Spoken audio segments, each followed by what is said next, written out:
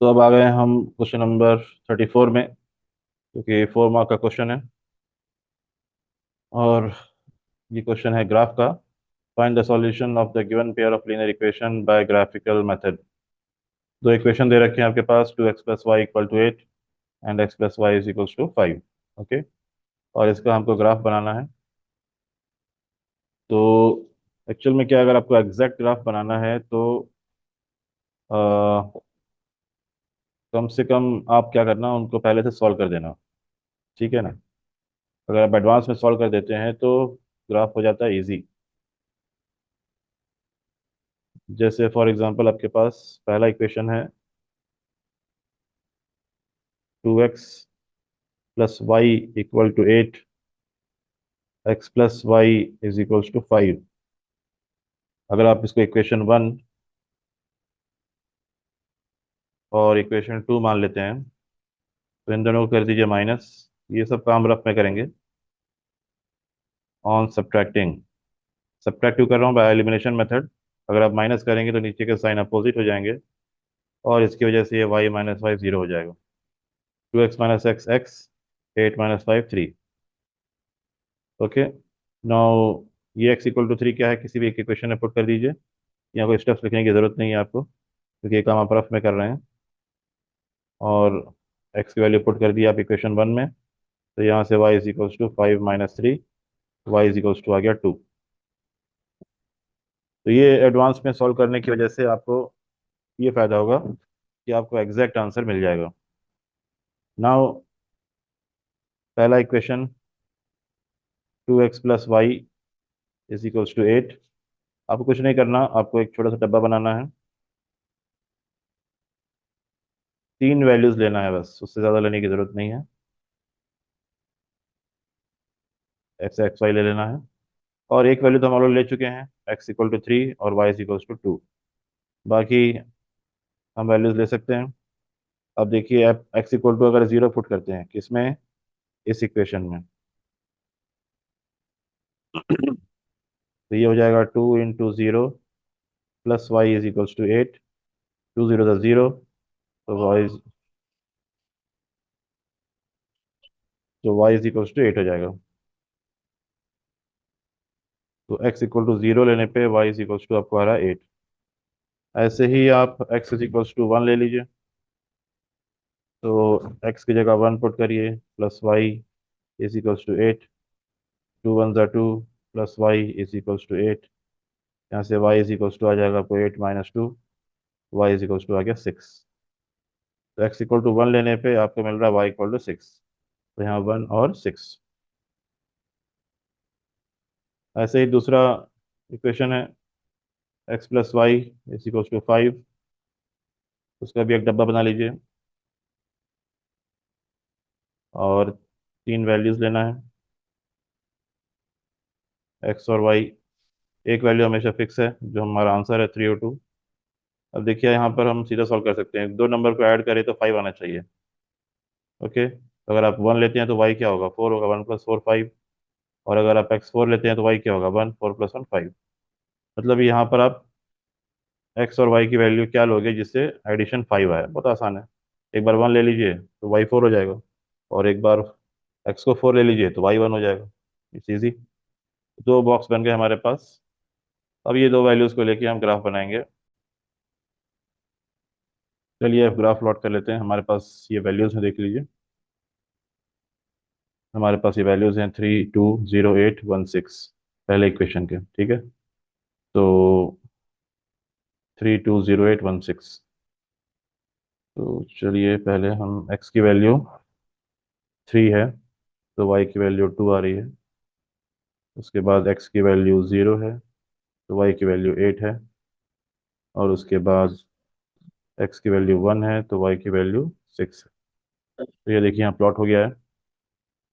x की value 3 है, तो y की वैल्यू 2 है। कैसे 2, देखिए ग्राफ में सर, ये आपका 0, ये 1 और ये 2। ओके।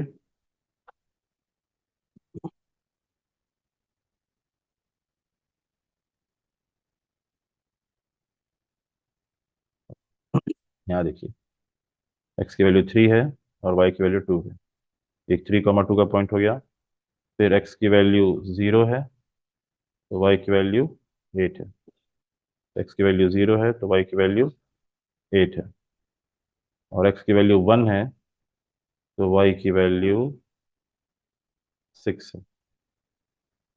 ये 3 पॉइंट हो गए हमारे पास।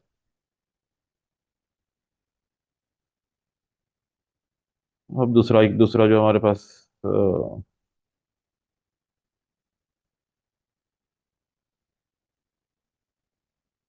एक और है टेबल। वहाँ एक्स की वैल्यू 3, वाई की वैल्यू 2, एक्स की वैल्यू 1, वाई की वैल्यू 4, फिर ऐसे ही एक्स की वैल्यू 4, वाई की वैल्यू 1।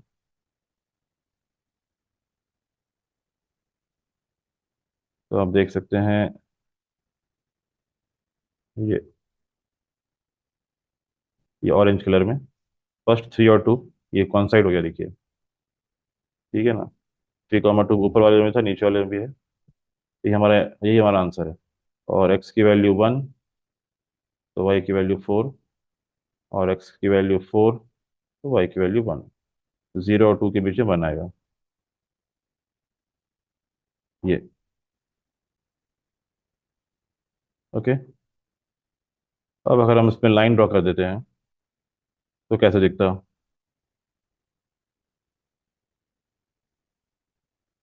देखिए इसी पे लाइन ड्रॉ होगा। 2x + y equal to 8। सी, जहाँ जहाँ हमारे पॉइंट्स थे ये यहाँ मेंशन करा दिए क्लियरली।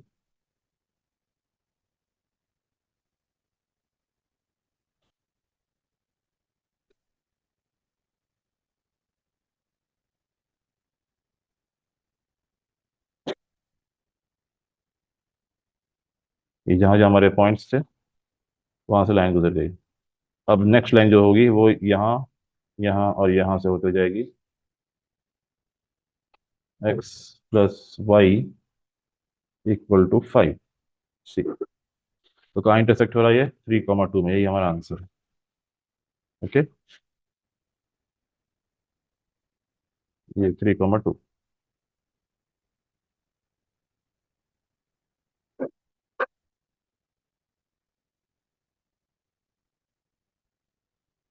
तो इस तरीके से आपको ग्राफ ड्रॉ करना है, पॉइंट्स को सही प्लॉट करते हुए। अगला क्वेश्चन है, in an arithmetic progression the sum of first n terms is 210 and sum of first n-1 terms is 171. If the first term of the arithmetic progression is 3, then find the arithmetic progression and find its 20th term. तो ये question number 35 है।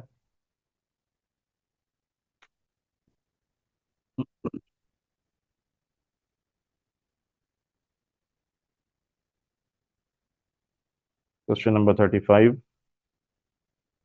in arithmetic progression the sum of first n terms, sum of first n terms means Sn 210 है, and sum of first n-1 terms, n-1 term 171 है, और first term दे रखा है 3।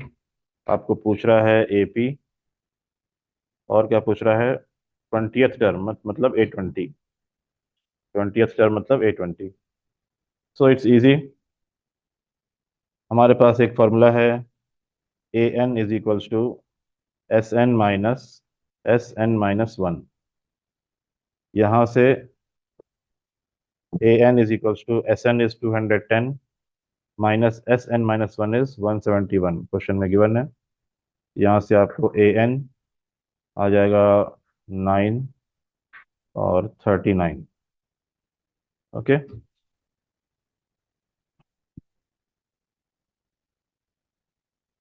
Now अब हम निकाल लेंगे दूसरे वैल्यूज। तो हमारे पास AN का फॉर्मूला है, AN is equals to A + n-1 × D। AN is 39, A value is 3। Okay. Plus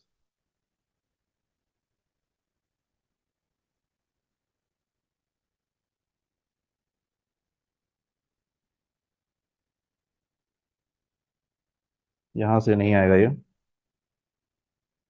और हमको दूसरा ही फॉर्मूला यूज़ करना पड़ेगा। S N is 210। S N formula is n/2 a+an is equals to 210। Cross multiply करेंगे तो वो 2 उधर चले जाएगा। a is 3 given in the question. an value is 39, हम निकाल लिए हैं। इज इक्वल्स टू 210 × 2, ये 2 क्रॉस मल्टीप्लाई होकर इधर गया। n × 42 is equals to 420। यहाँ से आपको n आ जाएगा, n is equals to 420 / 42। 42 one ज़ा 42 टेन ज़ा, तो n इज इक्वल्स टू आ गया 10। नो, n की वैल्यू आ गई है, अब आप d निकाल सकते हैं इजीली।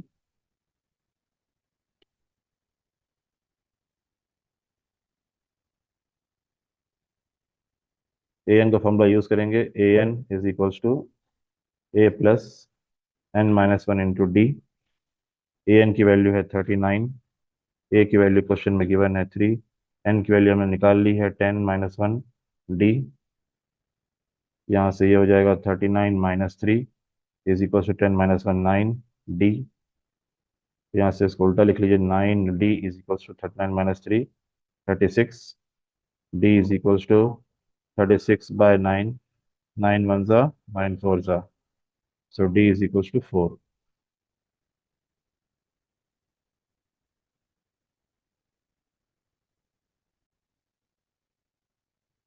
तो हमारा d आ गया। क्वेश्चन में क्या है, एपी निकालना है। ए और अब ए की वैल्यू मालूम है, डी की वैल्यू मालूम है, तो आप एपी निकाल सकते हैं। तो चलिए एपी निकाल लेते हैं। ए की वैल्यू 3 है, तो नेक्स्ट टर्म मालूम करने के लिए आपको क्या करना पड़ेगा, डी को प्लस करना। 3 + 4 7, 7 + 4 11, 11 + 4 15 एंड सो ऑन। और दूसरा क्वेश्चन है A20 पूछ रहा है, 20th टर्म। हमको मालूम है, इसको हम लिख सकते हैं a+19d। ओके, तो ए की वैल्यू है आपका 3 + 19, डी की वैल्यू है 4, तो 3 + 76, ये हो गया आपका 79। खत्म।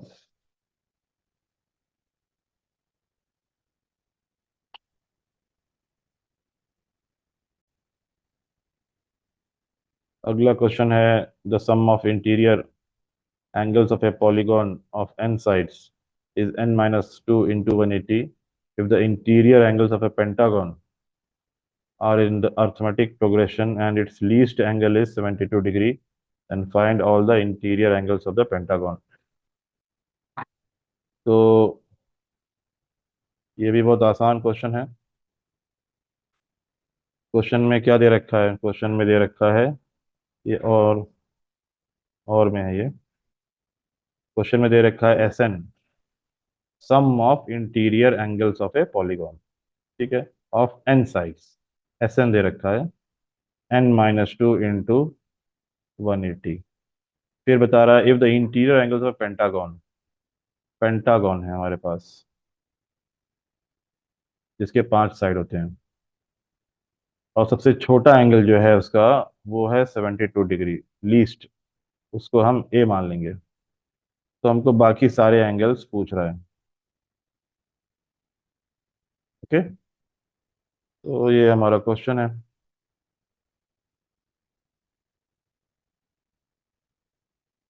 तो हमको मालूम है कि पेंटागन में 5 साइड है, मतलब n इज इक्वल्स टू क्या हो गया, 5। तो S5, sum of all angles of a pentagon, S5। तो 5 - 2, ऊपर जो इक्वेशन दिया है उसमें n की वैल्यू को मैंने सब्स्टिट्यूट किया, तो 3 × 180। यहाँ से मुझे मिल गया sum of all angles of a pentagon, मतलब 72 प्लस बाकी के 4 एंगल को प्लस करूंगा तो मुझे 540 मिलेगा। इतना मालूम हो गया। अब हमारे पास फॉर्मूला देखो, S N is equals to N by two, 2a plus n minus one into D. तो ये है एस एन मीन्स एन की वैल्यू 5 है क्योंकि 5 साइड है कि नहीं। 2a plus n minus one into D. S five क्या है, 540 हमने ऊपर निकाला है, ये 5/2 ऐसे ही रहने दो। ए की वैल्यू क्या है, फर्स्ट टर्म हम, फर्स्ट जो नंबर है वो हम 72 मान लेते हैं क्योंकि लीस्ट है, सबसे छोटा है वो। और एन 5 साइड है, 5 - 1, यहाँ से डी अननोन वैल्यू है। इसको काट दीजिए, 5 × 1 = 5, 5 × 1 = 5, 5 × 0 = 0, 5 × 8 = 40। तो यहाँ से आपको आ जाएगा 108, 108, 72 × 2 = 144 प्लस 4d। यहाँ से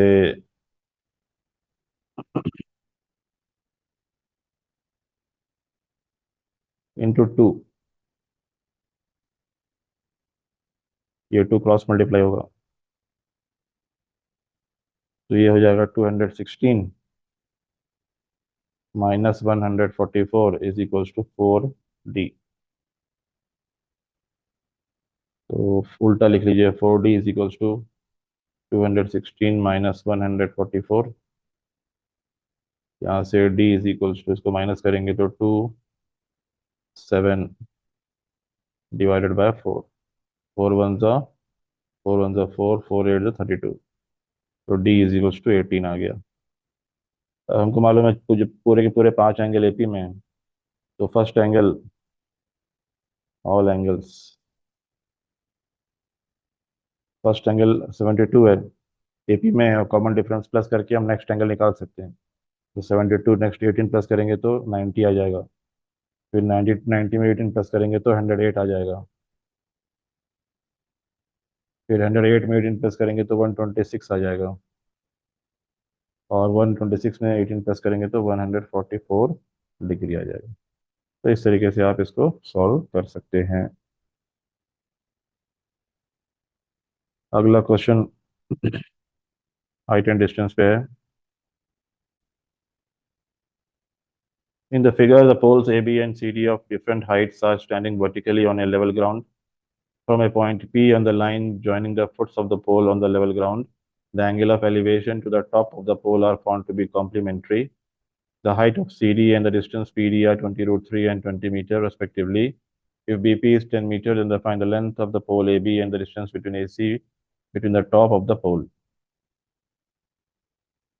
तो एक्चुअल में ये क्वेश्चन जो है, इसको अगर हम करने जाएंगे तो ये अच्छी बात है, इसमें फिगर दे रखा है। ठीक है, जनरली फिगर हमारे लिए बहुत ज़रूरी होता है हाइट एंड डिस्टेंस के प्रॉब्लम्स में, पहली चीज़। दूसरा चीज़, यहाँ हमको बताया गया है कि यहाँ पर दो एंगल्स के बारे में डिस्कस किया गया है। वो दो एंगल क्या हैं, आपस में कॉम्प्लीमेंट्री हैं। एक होता है कॉम्प्लीमेंट्री एंगल, दूसरा होता है सप्लीमेंट्री एंगल। और ये कॉम्प्लीमेंट्री और सप्लीमेंट्री क्या है? कॉम्प्लीमेंट्री मतलब जब दो एंगल का सम 180 हो, सॉरी 90 हो, तो हम उसको बोलते हैं complementary angle. Those are pair of complementary angles. जब दो एंगल का सम 90 हो तो हम बोलते हैं दोज आर कॉम्प्लीमेंट्री एंगल्स। और जब दो एंगल का सम 180 आ रहा हो तो हम बोलते हैं दोज आर सप्लीमेंट्री एंगल्स। ठीक है, तो यहाँ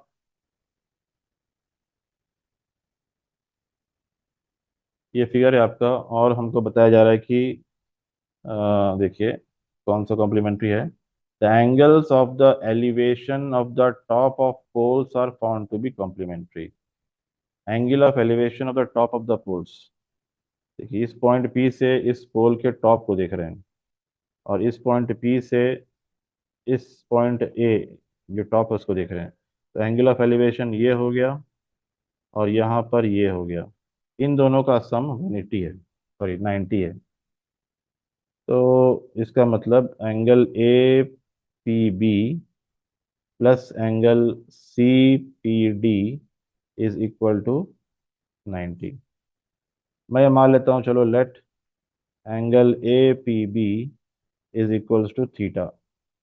इसे थीटा एज्यूम कर लेता हूँ। तो theta plus angle C P D is equal to 90 degree. यहाँ से angle C P D equal to हो जाएगा 90 माइनस थीटा। ये एंगल हो जाएगा 90 माइनस थीटा। ओके।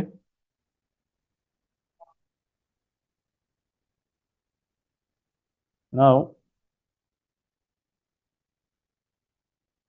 ये हमारे पास आ गया 90 माइनस थीटा, और ये हमने एज्यूम किया था। Now in triangle C P D, ये वाला ट्रायंगल देखिए, C P D,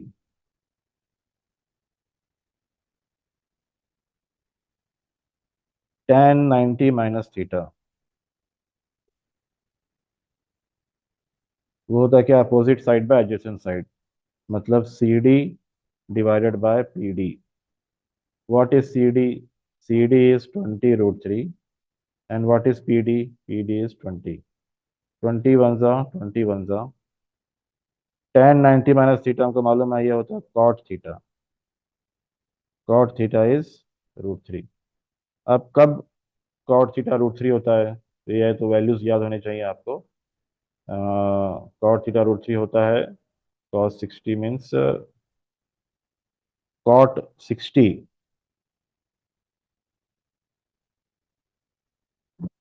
cot 30 will be √3, क्योंकि कॉट 30 मतलब cos 30 by sine 30। Cos 30 is √3/2, तो ये हो जाएगा कॉट 30।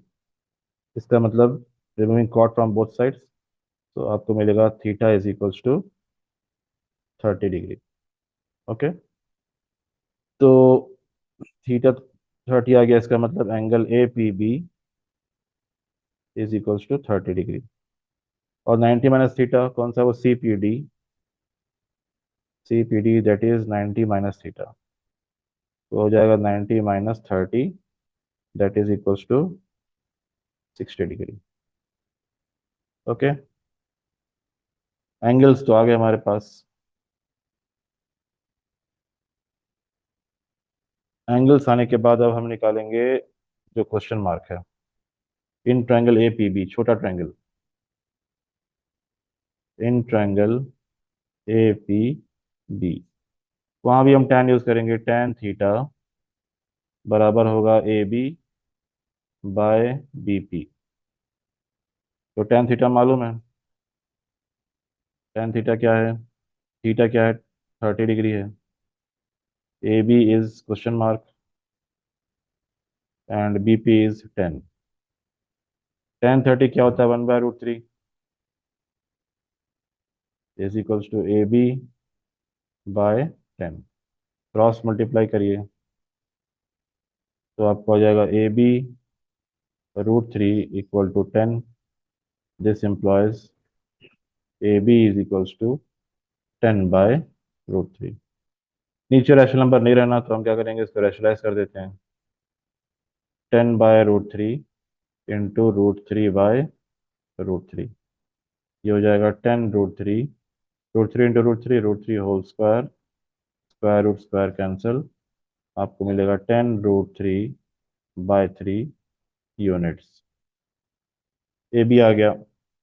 अब ए सी निकालना है। ए सी निकालने के लिए देखो,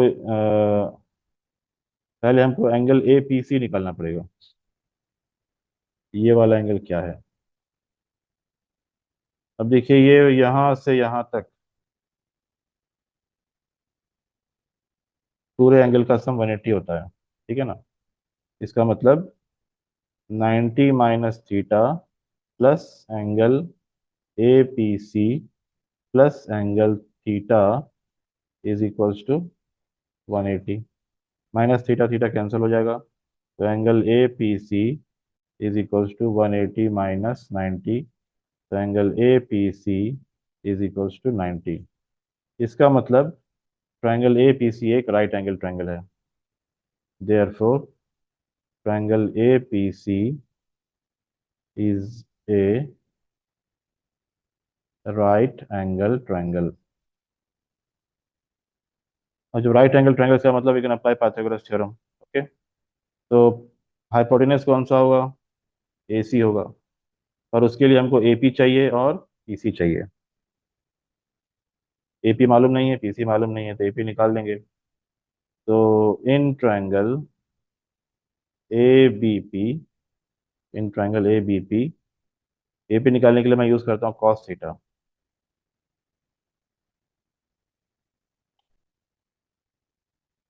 cos theta is equal to क्या होता है? एडजेसेंट साइड बाय हाइपोटेनस, मतलब B P by A P.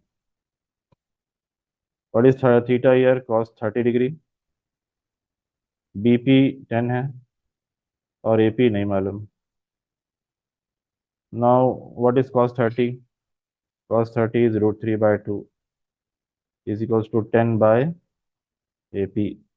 Cross multiply करेंगे तो A P √3 is equals to 20। यहाँ से ए पी आ जाएगा 20/√3। Similarly in triangle P C D या सी पी डी, बड़ा वाला ट्रायंगल राइट एंगल जो है, ये ये ट्रायंगल सी पी डी, यहाँ पर भी मुझे पी सी निकालना है। ए पी तो हम निकाल लिए, अब यहाँ पर भी पी सी निकालना है। पी सी निकालने के लिए फिर हम लेंगे tan 90 minus theta, sorry cos लेंगे। Cos of 90 minus theta that is cos 60 degree है ना, सीधा लिख देते हैं। Cos 60 degree is equals to base is P D by hypotenuse P C. Cos 60 is 1/2, P D is 20, P C है, cross multiply करेंगे आपको मिल जाएगा P C is equals to 40। P C आ गया। अब हमको ए सी निकालना है। ए सी पाइथागोरस थ्योरम, ए सी क्योंकि हाइपोटेनस है, तो A C square equal to A P square plus P C square. A C square equal to A P आया हमको ऑलरेडी यहाँ पर 20/√3 whole square plus P C is 40, तो 40 square. A C square is equals to 400/√3 का square plus 40 का square 1600। Okay.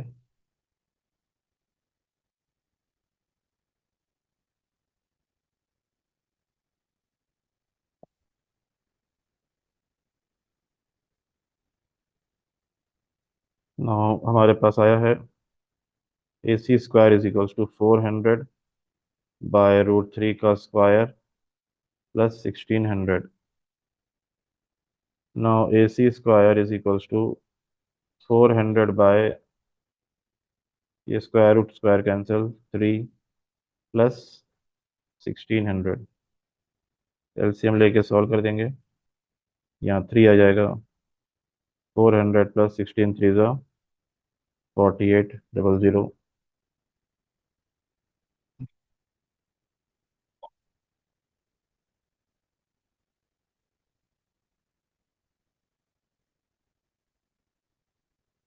इसको plus करेंगे तो ये आ जाएगा 5200 divided by 3। A C is equals to square root of 5200 divided by 3। A C is equals to 52 × 100, 52 को लिख सकते हैं आप, फैक्टर निकालो 52 का। 13 4 ज़ा 52, 2 2 ज़ा 4, 2 1 ज़ा 2, 13 × 2 × 2 और कुछ मिस हो रहा है,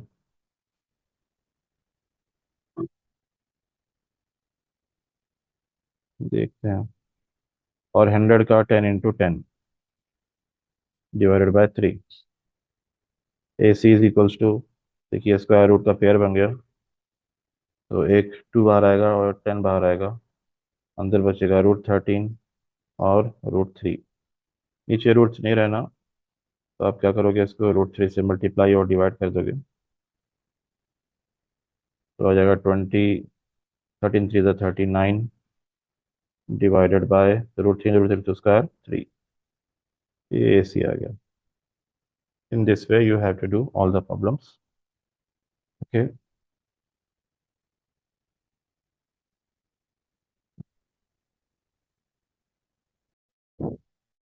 today we are going to see basic proportionality theorem or Thales theorem. It is also called BPT. BPT stands for basic proportionality theorem.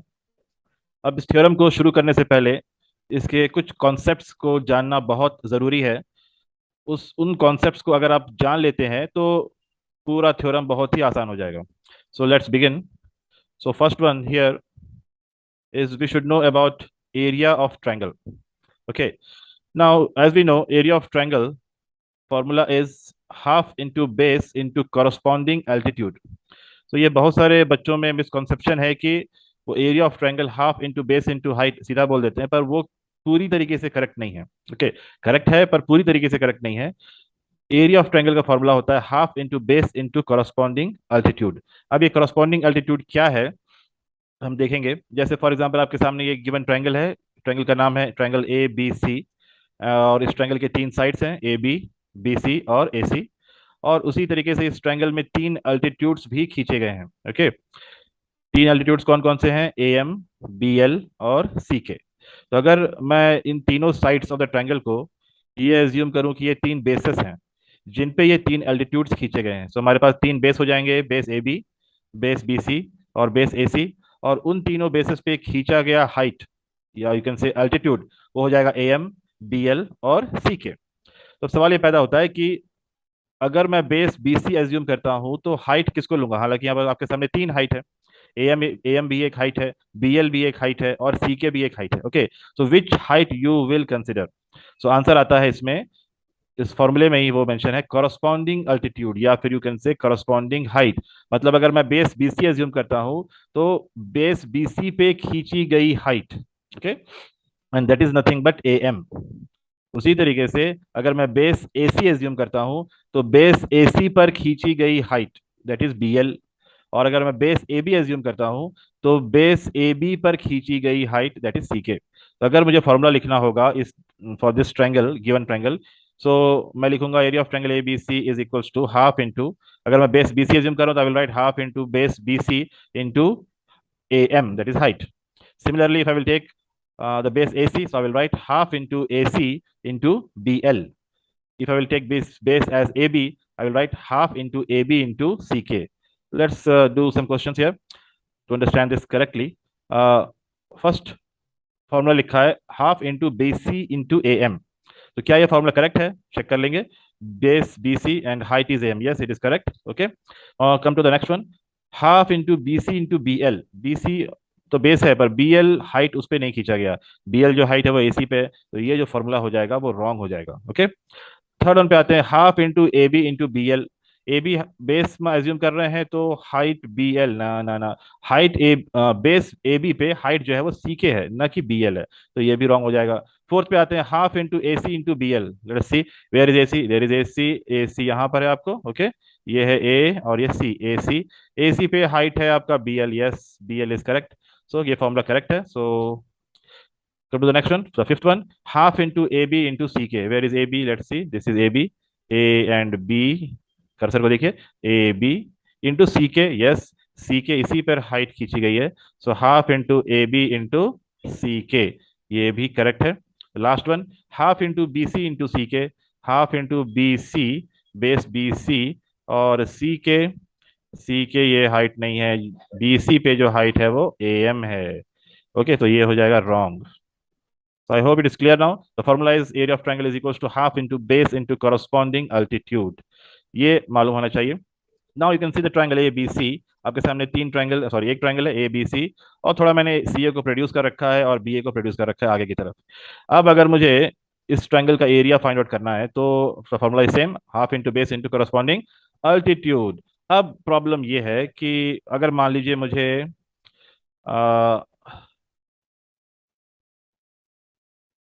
Base BC पे अल्टीट्यूड खींचना है। ओके, तो बहुत आसान है, सीधा ए से मैं बीसी पे अल्टीट्यूड खींच दूंगा और 90 डिग्री बन जाएगा। ठीक है, बट अगर मुझे पॉइंट सी से, तो ये बेस बीसी कॉरस्पॉन्डिंग है एडी। ओके, नाउ अगर मुझे पॉइंट सी से ए बी की तरफ अल्टीट्यूड खींचना है, तो आपका जो अल्टीट्यूड है वो ए बी पे नहीं आ रहा। देखिए, ए बी पे 90 डिग्री नहीं दिख रहा है ना, 90 डिग्री नहीं दिख रहा। अब अगर मैं एक और लाइन खींचता हूँ ऐसे ही, तब भी 90 डिग्री नहीं दिख रहा। तो ए सी से ए बी पे अल्टीट्यूड आएगा कहाँ? तो ये आएगा बाहर। ओके, ये आएगा बाहर। तो बेस ए बी होगा, लेकिन हाइट जो होगी वो सी ई होगी। ओके, बेस ए बी होगा और हाइट क्या होगी? सी ई। अगर मुझे एरिया ऑफ द ट्राइंगल लिखना होगा और मुझे बेस ए बी एज्यूम करना होगा, तो I will write half into base A B into height is C E, क्योंकि वो बाहर है। Okay, no next one. इसी तरीके से अगर मुझे बी से ए सी पे अगर मुझे खींचना है एल्टीट्यूड, तब भी वो ए सी पे 90 डिग्री नहीं बना रहा। कंडीशन 90 डिग्री बनाना जरूरी है। तो अब ये कहाँ पर आएगा? बी से ए सी पे बेस, अगर मैं सी ए को बेस एज्यूम करूँ, तो मेरा जो लाइन होगा, परपेंडिकुलर लाइन कहाँ ड्रॉ होगा? तो ये ड्रॉ होगा बाहर। ठीक है, तो ये अगर फॉर्मूला लिखना होगा मुझे इस ट्रायंगल का एरिया का, तो मैं लिख सकता हूँ हाफ इंटू ए सी इंटू बी एफ। तो तीन तरीके से मैं इस ट्रायंगल का एरिया निकाल सकता हूँ। ठीक, नाउ अब एक और कॉन्सेप्ट जो जानना जरूरी है, this, as you can see there are there are pair of parallel lines here. Okay, parallel lines के बीच में दो ट्रायंगल्स ड्रॉ किए गए हैं। एक ट्रायंगल है ए बी डी और दूसरा ट्रायंगल है ए बी सी। ठीक है, तो इस दोनों में खास बात क्या है कि दोनों ट्रायंगल का जो बेस है वो एक ही है, that the base is A B. इसी तरीके से अगर मैं एक और फिगर देखिए, तो उसमें भी बेस ए बी पे दो ट्रायंगल ड्रॉ किए गए हैं, triangle A B C and triangle A B D. और the same way here, same base पे चार ट्रायंगल ड्रॉ किए गए हैं। Okay, one is red in colour line, second one is green, third one is blue and fourth one is purple. चार triangles draw किए गए। Okay, और the same वे यहाँ सेम बेस ए बी पे तीन ट्रायंगल्स हैं, एक bluish purple you can say, one is light green, another one is pink. तो इसमें खास बात क्या है कि अगर ट्रायंगल्स सेम बेस पे बनाए गए हैं, अभी चारों फिगर में देखिए ट्रायंगल्स जो हैं सेम बेस पे बनाए गए हैं, इन बिटवीन द सेम पैरेलल, दो पैरेलल लाइन के बीच में ही बनाए गए हैं। तो ऐसे ट्रायंगल्स का एरिया जो होता है वो सेम होता है। इसका मतलब मैं बोल सकता हूँ कि ट्रायंगल ए बी सी का एरिया किसके बराबर होगा? ट्रायंगल ए बी डी के एरिया के बराबर होगा, और फिर उसका area triangle A B E के बराबर होगा। तो तीनों ट्रायंगल का एरिया बराबर होगा। क्यों? क्योंकि they are drawn in between the same base and between the same parallel. Let's see one video regarding this. So there are four street lines, street lights are there. Okay. What we come up with. Consider there are two poles on both the sides of this road. And let's draw two triangles by joining these poles. So by looking at the diagram, can you tell me what is common between these two triangles?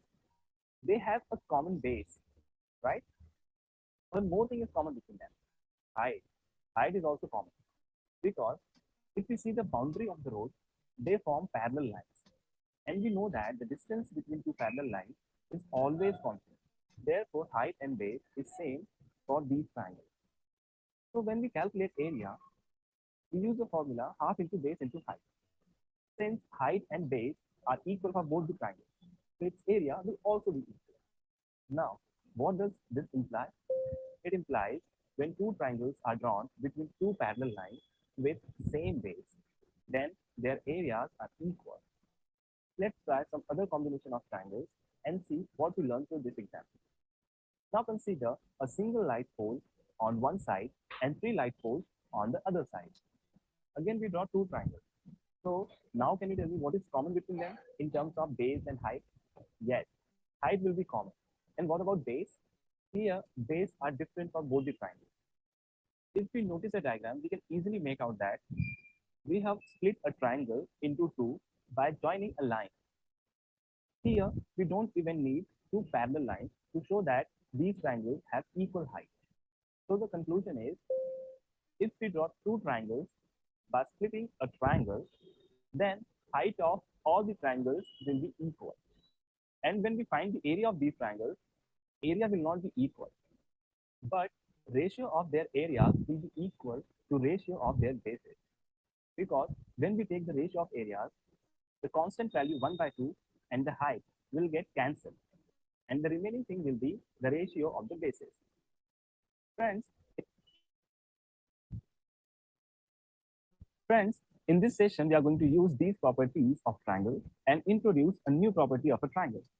So without taking too much of time, let's see what we are going to derive. We are going to prove that if a line is drawn parallel to one of the sides of a triangle to intersect the other two sides in distinct points, the other two sides are divided in the same ratio. So we have to see one concept, triangles drawn between the same base and between the same parallel are equal in area. ये concept हमारे दिमाग में होना चाहिए. और दूसरा, area of triangle is equals to half into base into corresponding altitude. ये दो concept अगर पक्के हैं तो ये theorem कुछ भी नहीं है. Let's see further. So we have the statement: if a line is drawn parallel to one side of a triangle to intersect the other two sides in distinct points, then the other two sides are divided in the same ratio. Okay, so अगर एक line draw की जाती है parallel एक triangle की एक side से, तो वो लाइन क्या होगी? To intersect the other two sides. वो लाइन जो है, जो पैरेलल ड्रॉ की गई, वो ट्रायंगल के दो साइड को इंटरसेक्ट करेगी टू डिस्टिंक्ट पॉइंट्स पे. तो वो जो पॉइंट्स हैं वो क्या करेंगे? ट्रायंगल के दो साइड को इक्वल रेशियो में डिवाइड करेंगे. For that let's draw the triangle. So in triangle ABC, this triangle ABC, we have to draw a parallel line here, that is DE parallel to DC. Okay, so DE parallel to DC. So the first part of this theorem is given. Next part is to prove. क्या prove करना है? हमको prove करना है AD by BD is equal to AE by EC. That is the last, you can say, in the statement. Second line जो है then के बाद, then the other two sides. दो साइड कौन कौन से? ए बी और A C. Then the other two sides are divided, बट जाते हैं. कैसे बट रहे हैं? ए बी और बी डी में बट रहे हैं, और ये ए ई और ई सी में बट रहा है. ठीक है ना? दो साइड बट रहे हैं. Other two sides are divided, दो साइड जो हैं दे आर डिवाइडिंग. कैसे बट रहे हैं वो? ए डी बी डी, यहाँ पर A E E C, in the same ratio. अगर उनका रेशियो निकाला जाए तो क्या होगा? वो सेम होगा. Next, construction. दो माइनर कंस्ट्रक्शन है इसमें. पहला काम करना है आपको, join B E and C D. B और ई को ज्वाइन कर दीजिए, इसी तरीके से सी और डी को भी ज्वाइन कर दीजिए. Next, draw N E perpendicular to A B, M D perpendicular to A C. कैसे? ये आपका N E perpendicular to A B और ये आपका M D perpendicular to A C. ये कंस्ट्रक्शन करना है. तो ये एक पार्ट हो गया आपको. अब नेक्स्ट हम देखने जा रहे हैं प्रूफ. उसमें वो दो कॉन्सेप्ट जो अभी जस्ट हमने देखा वो यूज होने वाला है. Okay, be ready. Next, this is the triangle. Okay, थोड़ा कलर कर दिया हम इसको. अब इस ट्रायंगल में, इस ट्रायंगल को मैं अलग करता हूँ. ठीक है, इस ट्रायंगल को अलग कर देता हूँ मैं. अब इसको थोड़ा सा अगर मैं घुमा दूं, तो घूमने पे आप देख सकते हैं कि बेस क्या होगा? ए डी, और हाइट हो जाएगी ई एन. और इसके साथ एक और ट्रायंगल, ये वाला, उसको भी अलग कर देता हूँ. इसे भी थोड़ा सा घुमा देते हैं. ठीक, तो यहाँ पर बेस हो जाएगा बी डी और हाइट हो जाएगी सेम ई एन. चलिए प्रूफ देखेंगे. ये दो triangle, triangle A E D और ट्रायंगल बेड, एड और बेड. एड और बेड में फॉर्मूला हमारे पास है half into base into corresponding altitude. So let's see. तो area of triangle A E D, तो area of triangle A D निकालना होगा तो half into base is A D and height is E N. तो A D किधर है? यहाँ है. और हाइट क्या है? ई एन. ई एन किधर है? इधर है. फर्स्ट हो गया. Come to second, BED. BED पे आइए. बेड पे आएंगे तो आप देखेंगे बेस क्या है उसका? B D. और ये बी डी किधर है? यहाँ है. और height E N. E N किधर है? यहाँ है. ओके, अब क्या करना है? ये दो इक्वेशन को डिवाइड कर दो. Dividing equation 1 and 2. और जब डिवाइड करोगे तो इस तरीके से हो जाएगा. लेफ्ट हैंड साइड वाले को लेफ्ट हैंड साइड से डिवाइड करेंगे, राइट हैंड साइड वाले को राइट हैंड साइड से डिवाइड करेंगे. अब देखो ऊपर नीचे कुछ सेम दिख रहा है आपको? यहाँ कर्सर देखिए, ये जो 1/2 नीचे ऊपर भी है और 1/2 नीचे भी है. इसी तरीके से ई एन ऊपर है, ई एन नीचे है. कट कर दो इसको, हाफ हाफ कैंसिल कर दो, ई एन कैंसिल कर दो. क्या बचेगा? A D by B D. उसको लिख लो. इसको इक्वेशन मान लेते हैं हम थर्ड. ठीक, अब आइए नेक्स्ट. फिर ट्रायंगल अलग करिए। लेकिन इस बार क्या है, हाइट हमने अलग ले लिया। हाइट हमने ले लिया है DM। ओके। और इसको थोड़ा सा घुमा देते हैं आपकी आसानी के लिए। ओके। और एक और ट्रायंगल है। कौन सा ट्रायंगल, ये वाला। इसे भी ज़रा घुमा देते हैं आपकी आसानी के लिए। चलिए, घूम गया। अब फिर एरिया ऑफ ट्रायंगल लिखेंगे दोनों का। ये हो गया ऐड और सेड। तो अब देखिए दोनों में ऐड कॉमन था, पहले वाले में भी ऐड था, दूसरे वाले में भी ऐड है। ओके। अब फार्मूला तो मालूम है, half into base into corresponding altitude. तो पहला एरिया ऑफ ट्रायंगल ऐड। लेकिन इस बार क्या है, बेस अलग हो गया, हाइट सेम है। सॉरी, हाइट बेस यही है और हाइट जो है वो अलग है, DM। तो high base is AE and height is DM। Now come to the next triangle, area of triangle CED CED। Base is CE। Okay, CE की तरह यहाँ है। और हाइट कौन सी होगी, DM। दोनों को डिवाइड कर लेंगे, dividing fourth and fifth. Divide कर लीजिए, area of triangle AED by CED. क्या कैंसिल होगा, सेम पहले जैसा, हाफ हाफ उड़ा दो, DM DM उड़ा दो। ठीक। क्या बचेगा, area of triangles AED by CED is AE by CE। Okay, so now we have this triangle. ये अभी दो लाइन्स मैंने खींच दिए हैं आपके समझाने के लिए। ये दो लाइन पैरेलल हैं, ठीक है। ओके। अब हमारे पास दूसरी जो इंपॉर्टेंट चीज थी, जो हम पहले देखे, triangles drawn between the same base and between the same parallel are equal in area. तो ये दो को अलग कर देते हैं। ठीक, इसको थोड़ा सा घुमा देते हैं। जब घुमाएंगे तो आप देखोगे कि ट्रायंगल्स का सेम बेस है and they are drawn in between the same parallel. जब ऐसा ड्रॉ किया जाता है दो ट्रायंगल को जिसका सेम बेस हो और पैरेलल लाइन के बीच में बनाया गया हो, तो उनका एरिया क्या होता है, सेम होता है। इसका मतलब area of triangle BED is equals to area of triangle CED. BED is equal to CED, area of BED equal to area of CED। तो अब इक्वेशन 3 देखिए ऊपर है, इक्वेशन 6 देखिए और इक्वेशन 7 देखिए। इस तीनों से हम एक कंक्लूजन निकाल सकते हैं कि जब area of triangle BED area of triangle CED के बराबर है, तो जहां जहां BED है वहां हम CED लिख सकते हैं, करेक्ट। जहां जहां BED है वहां हम CED लिख सकते हैं। कैसे, जैसे अब ये मैं इसको अलग कर देता हूँ थोड़ा सा। ओके। और ये area of triangle BED highlighted है, देखिए। अब according to the equation number 7, area of triangle BED और एरिया ऑफ ट्रायंगल CED दोनों सेम है। इसका मतलब BED के बदले में क्या लिख सकता हूँ, मैं लिख सकता हूँ CED, करेक्ट। अब दो देखो, ये दो इक्वेशन को जरा ध्यान से, ये दोनों सेम हो गए हैं, है नहीं। जब ये दोनों सेम हो गए इसका मतलब ये जिनके बराबर हैं वो भी सेम हो जाएंगे। If you compare this to equation you can easily get AD by BD is equals to AE by CE. This is the proof of the theorem.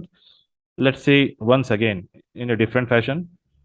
Okay, हम थोड़ा सा इसको अलग फिर से देखते हैं, लेकिन इस बार अलग तरीके से। थोड़ा सा सेम ही है, बस हम फिगर को मर्ज कर रहे हैं। देखिए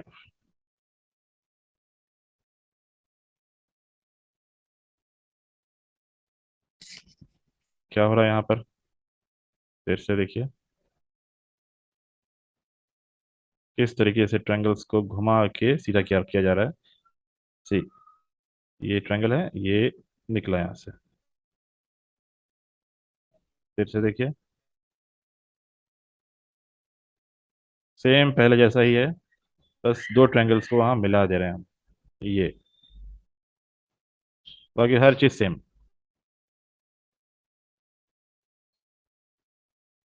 ताकि आप अब मर्ज करके इस चीज़ को समझें। तो प्रूफ वही same, in triangle AED and in triangle BED। Formula, area of triangle is equal to half into base into corresponding height. Okay. So area of triangle AED पे हाइट क्या होगी, EN, बेस क्या है AD, तो base is AD। Okay, and height is EN। ये equation हो गया 1। Now another triangle BED, इस पे base, base is what BD and height is again EN, corresponding height. Okay, बाहर खींचेगा, बताया था ना, बाहर। ओके। अब हम क्या करेंगे, वही इक्वेशन 1 2 को डिवाइड करेंगे, just revision it is. Okay, हम डिवाइड कर लिए, फिर क्या करेंगे, याद है, याद है, हाफ हाफ कैंसिल करेंगे और इसी तरीके से ई एन कैंसिल करेंगे, आपको रिजल्ट मिलेगा ये same. Okay, this is question number 3। ये एक पार्ट है क्वेश्चन का। अब फिर हम क्या करेंगे, दूसरा ट्रायंगल लेंगे। अब दूसरे ट्रायंगल को ऐसे, ओके, फिर से देखिए, फिर देखो वापस जा रहा है, कैसे कहाँ एडजस्ट हो रहा है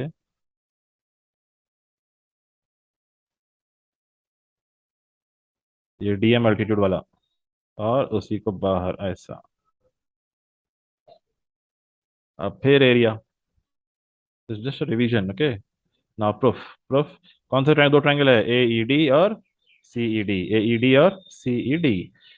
formula, half into base into corresponding altitude. First one, area of triangle ad. Area of triangle AD में बेस क्या होगा, बेस क्या होगा, ए ई बेस होगा, है नहीं। बेस ए ई कहाँ है, बेस ए ई इधर है, बेस ए ई।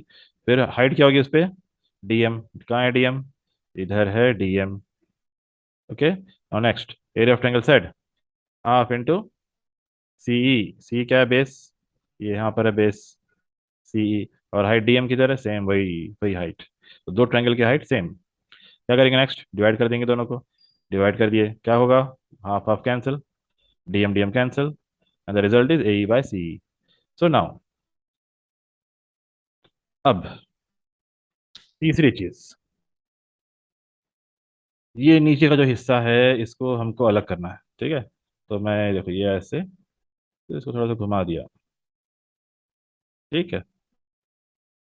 और फिर आपको नजर आ रहा होगा कि ये जो फिगर है ये दो पैरेलल लाइन के बीच में है ना।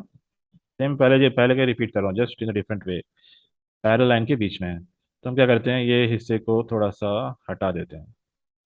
अब क्लियर विजिबल हो गया ये। Triangle on the same base and between the same parallel are equal in area. Same base DE पे दो ट्रायंगल्स ड्रॉ हुए हैं, कौन से, ट्रायंगल सेड और ट्रायंगल बेड।